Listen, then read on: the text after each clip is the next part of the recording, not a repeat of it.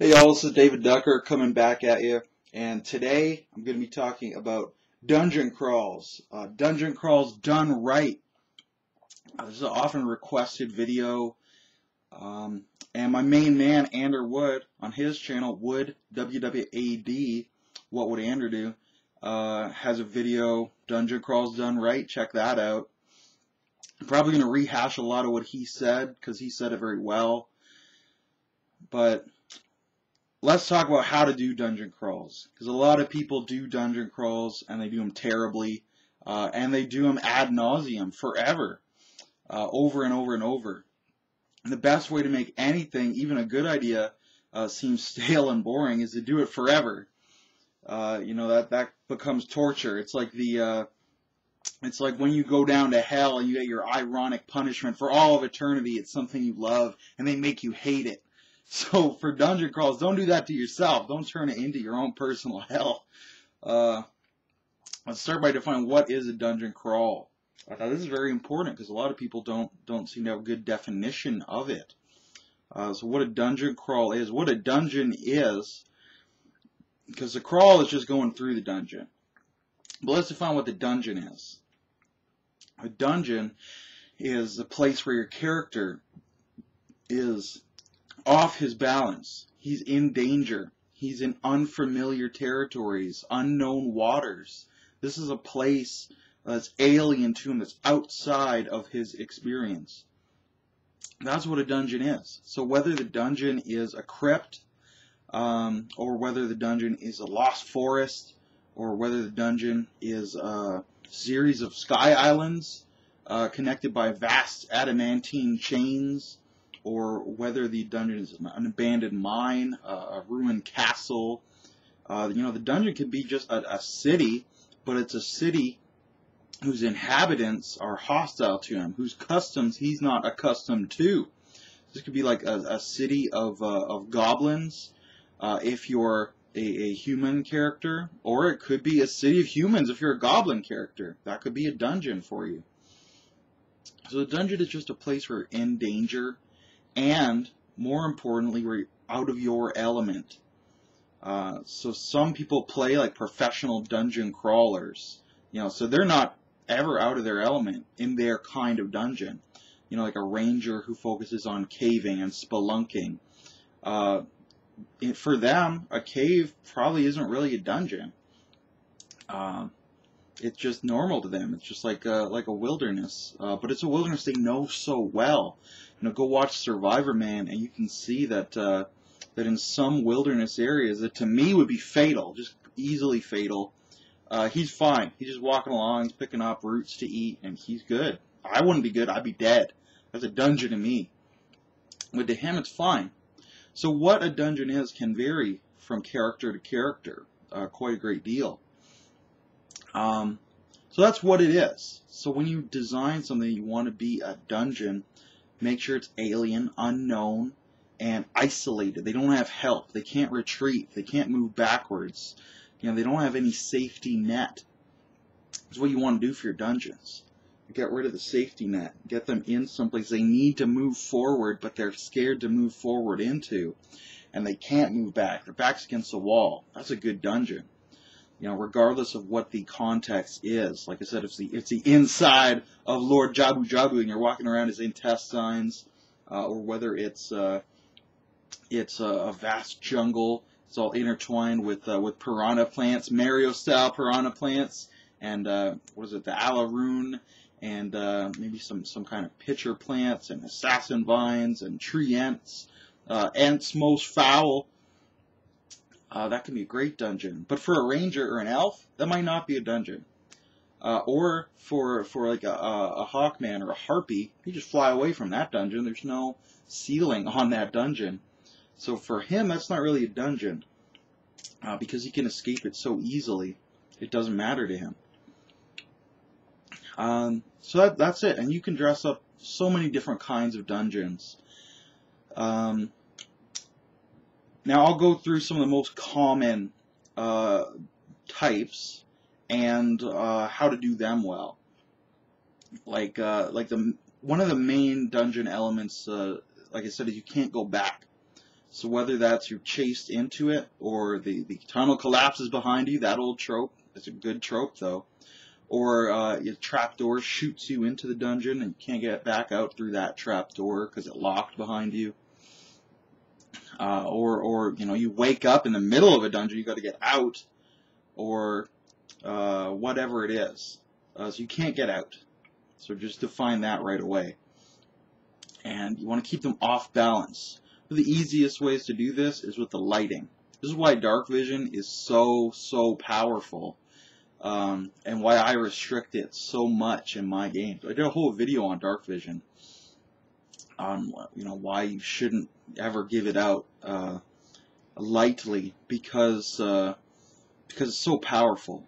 In the dungeon, the horror, the terror, the fear, the unknown, you can communicate that through the darkness. I mean, if you think about the light that a torch casts, it's not a lot of light. And you're walking along, and a torch, you have to hold it in one of your hands. You can get that hand for your shield, or for a two-handed weapon, or for a secondary weapon. That hand is taken up, so you only got one hand to try to hold that primary weapon and go through the dungeon. So all the shadows playing off the walls. I like the natural cave because it'll have puddles of water, the light reflecting off of it. It'll have stalactites dripping. You can hear the dripping off in the distance. So you can have so many atmospheric things. Really push the atmosphere. You don't know what's coming. You're out of your element. You can't see more than 5 feet ahead of you. That's terrifying. And engage the other senses too. Is the dungeon cold? Is it hot? What's the air taste like, smell like? Is it thick and humid? Is it cold? Is it dusty like a tomb? Does it stink? Does it just stink inside the belly of Jabu Jabu? You're walking through his intestines, trying to find your way out his blowhole in the back of his neck. Is it the stench overpowering inside of his body? So engage the and even the tactile feel, of the floor. If you got an elf and he doesn't wear shoes, you be feeling the floor under his toes. I like, of course, inhabit the dungeon. Lots of small little things, just rats, spiders, cockroaches, centipedes that are completely harmless, perhaps, but they could swarm. They could be poisonous. We just did a session where they were the party was in a volcanic vent, long dormant, so it was all cold, but the vents had been left behind, and there were all these little lizards, and one of the they had NPCs with them. One of the NPCs got bit by the lizard, and he slowly succumbed to the poison, just as cold, just ran up his arm, and then it got to his heart, and he just died. And it was terrifying, and they were trying to help him, and no one knew how they could stop the poison. One guy tried to suck it out, and then he died because he swallowed some of it. So really push that this place is dangerous. Not only don't you know what's coming, but the little things that you do know, those few facts, are deadly. They're deadly dangerous to you. You're going to die. So push that atmosphere, then push the danger, and what else do you need to do with a dungeon? I mean, that's pretty much it. Just keep this up, and then, grind them down. Just grind them down so that they realize, like, they could die in here.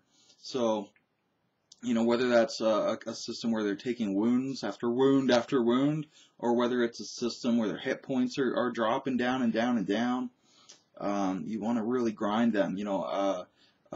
Have their equipment stolen, or get broken, or get rusty, or get wet. I mean, look at bowstrings, crossbow strings. They don't react well to water. If you get your bowstring wet, your whole bow is ruined. Same thing with the crossbow.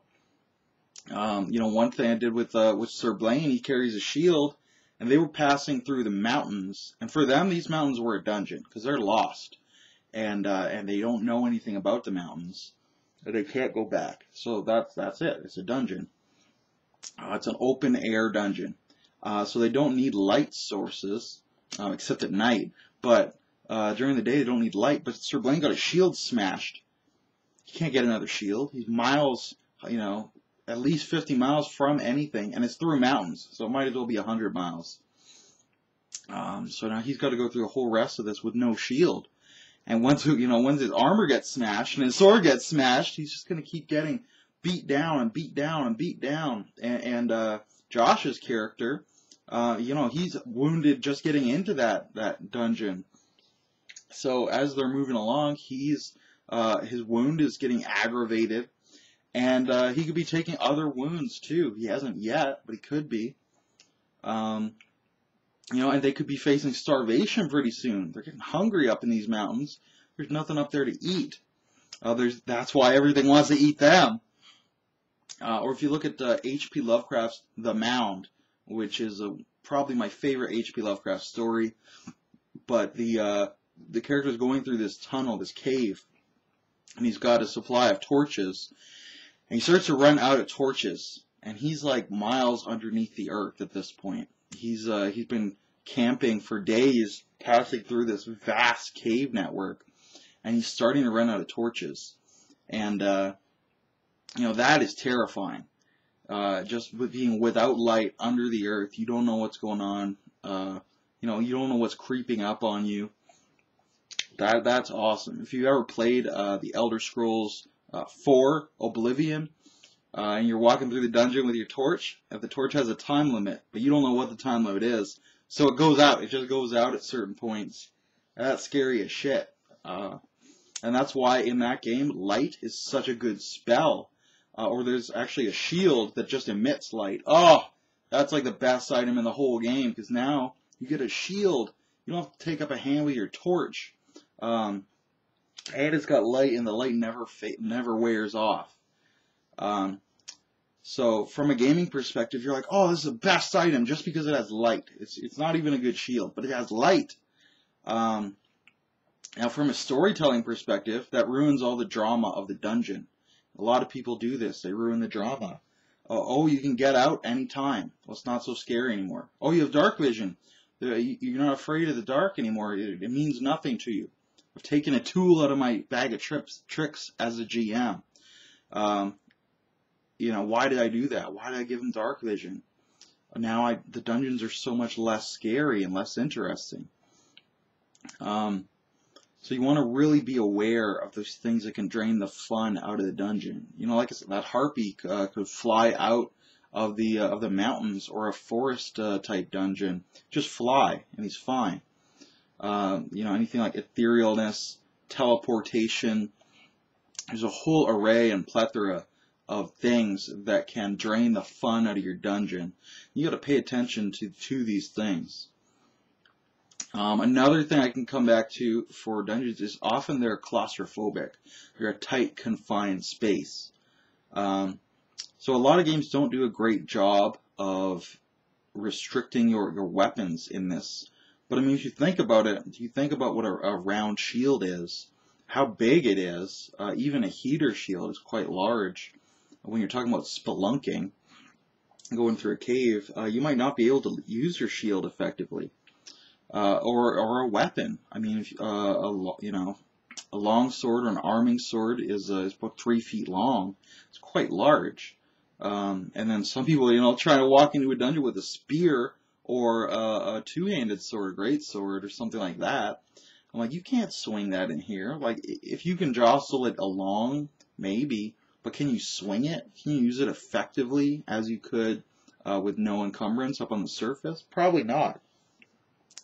So that's when you might start to get in with like a little short sword, a Greek style sword, or a Roman style a gladius, or just some of these closer weapons, just a small hand axe perhaps.